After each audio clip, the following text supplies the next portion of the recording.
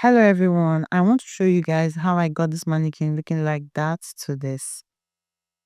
So I started off with cleaning the mannequin's face and the body with my Moko spirit, it's the regular Moko spirit. Right after that, I started outlining the brows. I did not clean the original brow that the mannequin had because I wanted it to be a guide for me. So I just followed through with what was already on ground. So it was pretty easy. Then after that, I concealed the brows.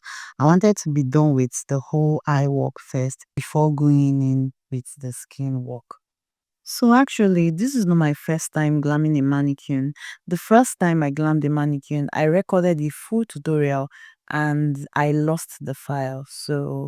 So when my client asked me to glam her mannequin, I knew I had to record another process. After I was done with the brows, I went in straight to the eyeshadow. So here is the thing.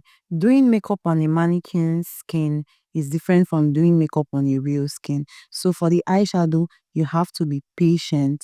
You have to tap. Don't swipe. If you swipe, you will not get any pigmentation. So as you can see, I was tapping all through. Once I was done with the eyes, I went in straight to my foundation. So for my foundation, I used my brush first. After applying the foundation with the brush, I went in with my beauty blender to get a seamless blend. Then I extended the foundation to the entire body, excluding the places where my hands were still touching, especially the back.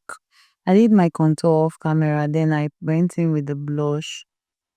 I placed the blush at the highest point of her cheeks, then I blended it out with my beauty blender before going in with my concealer.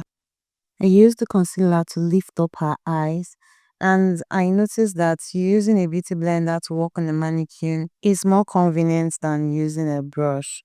So I had to stick with the beauty blender. Now I'm setting the whole face with my powder puff because I figured that using a powder puff to set the whole face gave me more coverage than using a brush.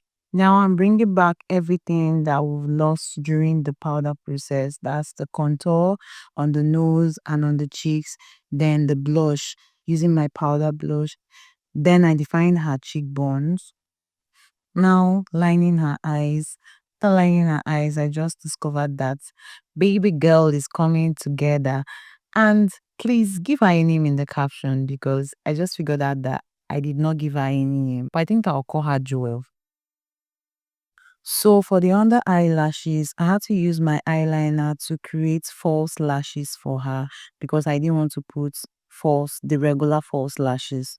So I was basically done with the makeup, dusting off the excess powder. Then I went in with the lip.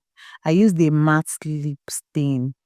Then I wanted to create a nude lip on her. So I went in with my brown deep liner first, then the nude in the middle, blended it out. It was very easy. I thought it was going to be difficult. So while doing a mannequin's lips, you have to be gentle with your blending so you don't pull off products from the face. So after doing the lips, I dusted off the powder from the under eye and from the rest of her face, and I was basically done.